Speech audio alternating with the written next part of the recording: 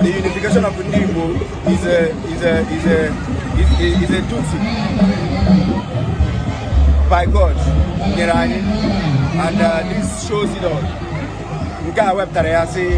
We now have the power, we now have the backup, we now have everything. I'm going to